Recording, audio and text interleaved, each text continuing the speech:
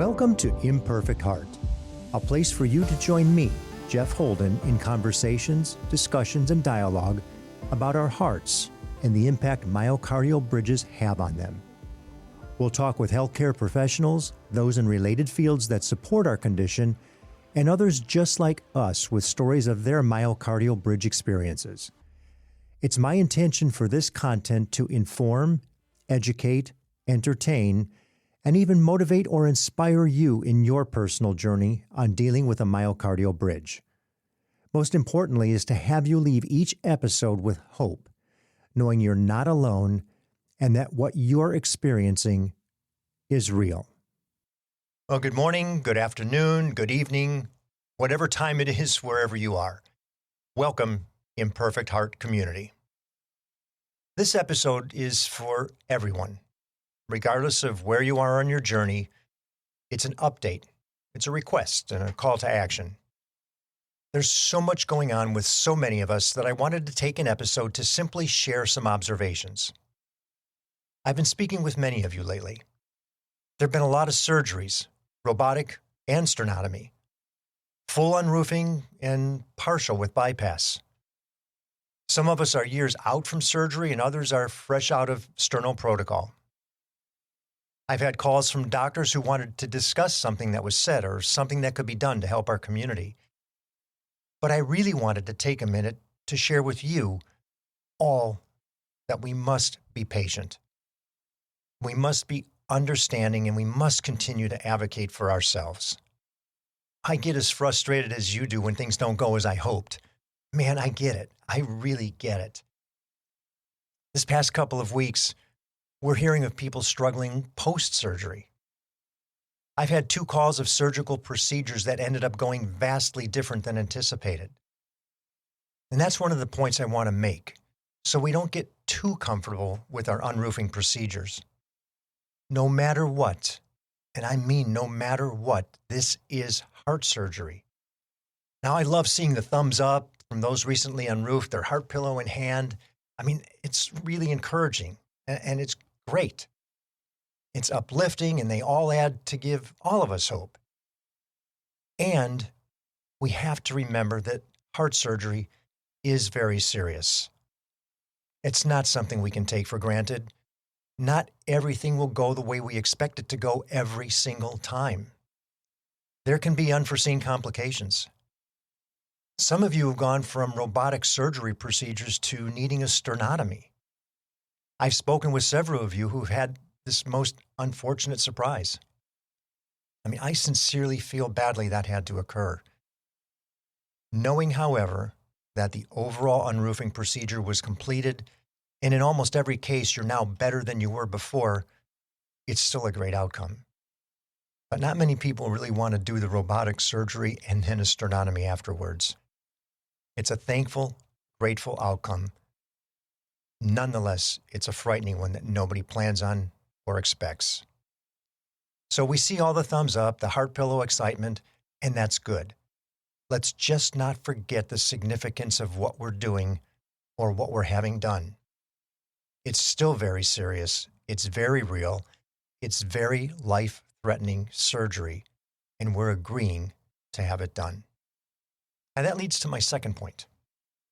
What's working for one of us is not necessarily what's going to work for all of us. I mean, if that were the case, nobody would have issues post-surgery. We'd figure it out, do it once, and it's the same for everybody. But we're now seeing some of us with microvascular disease or endothelial dysfunction, or in some cases, other bridged arteries, possibly creating issues. The explanation for some of this is that we just don't really know everything about these damn myocardial bridges or what they can cause. Without the provocative test, we may not know a lot. And I understand the need to move ahead in many cases. I get it. You do what you have to do, provocative test or not. But my point here is that we're all so very different in every way. Size, shape, gender, ethnicity, body chemistry, other comorbidities like diabetes or heart disease, mental well-being, mental health. Each of these things and so many more make us who we are, but they also make us so unique and so challenging to work on from the doctors. So that means that what one of us did isn't necessarily the best for each of us. We have to trust those we've given our health and well-being to. And if we can't trust that person, that doctor, that cardiologist, we need to find a different person. Period. Don't waste time with someone who doesn't understand you. End of story. Move on. I need to share one person's story that came to me this week. She sent an email to a bunch of people, and it's unfortunate. She started her own podcast about the same time I started Imperfect Heart. Hers was called The Heart Chamber at the time. Her unroofing story alone was quite complicated, but her journey since has taken many twists and turns, and she shared them all, ups and downs, and now it's taken a huge change as she finds herself in a very, very serious situation. Many of you know Boots Knighton. She's become a friend. She's a fellow podcaster and a staunch advocate for our hearts. She's not doing well, but she's still strongly advocating for herself, doing what she must to see if she can find a solution to her issues. So if we could all just take a minute to reflect on our situations, be thankful for where we are, and send some positive energy her way as she works through whatever it is that's going on with her imperfect heart. Besides, giving will make us feel better. So if we could send her a little love, a prayer, or just a good thought, I know she'll appreciate it.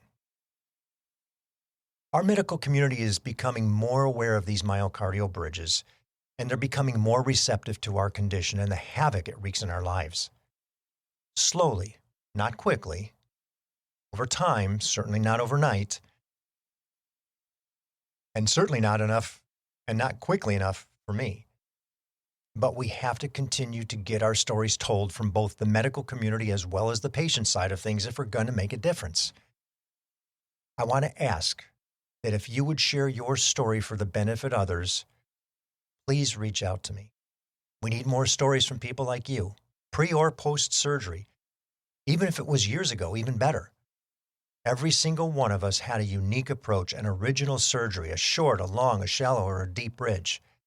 Remember, no two are alike. And the more we can keep those stories coming, the more people see just a little bit of themselves in us, and that gives them the courage, the hope to do what they need to do. And then they'll share, and more will become aware, and that what they're experiencing is real, and that they too can march down this path to improvement, to recovery from a condition that's held them back from leading a life they deserve to live. If you know a doctor, and he would be receptive or she would be receptive to coming on the program, please share their name and any information you have about them. I'll reach out. The more doctors that hear doctors on the program, the more will become believers that myocardial bridges are real. We can't slow our progress here. We have to keep pushing, sharing, and getting the story out, as we are. I'm here to help, so please don't hesitate to reach out if you think there's something I can do. And let me add that I'll be sharing our stories from the book on an upcoming interview with Dr. Ronald Hoffman of Intelligent Medicine. He was only vaguely aware of this condition, but will be speaking with me for an episode on both his podcast and his radio show, which is heard on over 70 stations around the country. I mean, that's really cool. I'm so excited to do this.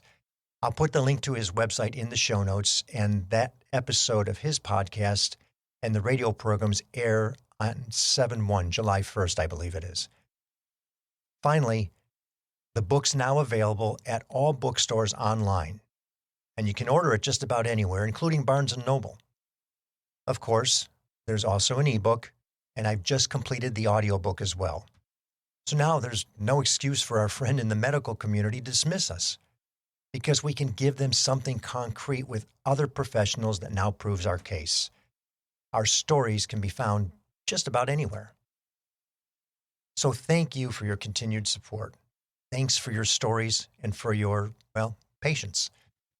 From my imperfect heart to yours, let's find the rhythm of joy in positivity and gratitude and continue to prove this condition can be treated and lives saved.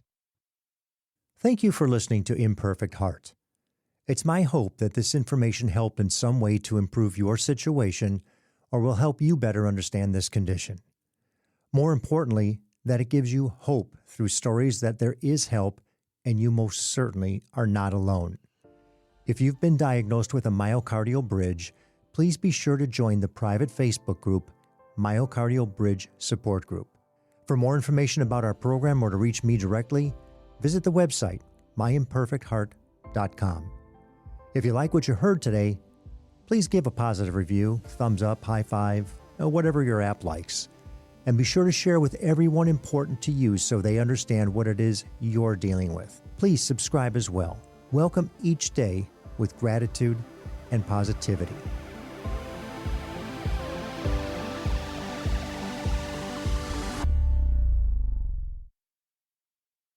The views and opinions expressed in this program are solely those of the host and the guest and are not intended to provide, nor are they a suitable substitute for, professional care by a doctor, therapist, mental health professional, or other qualified medical professional. Imperfect Heart is a production of Hear Me Now Studio.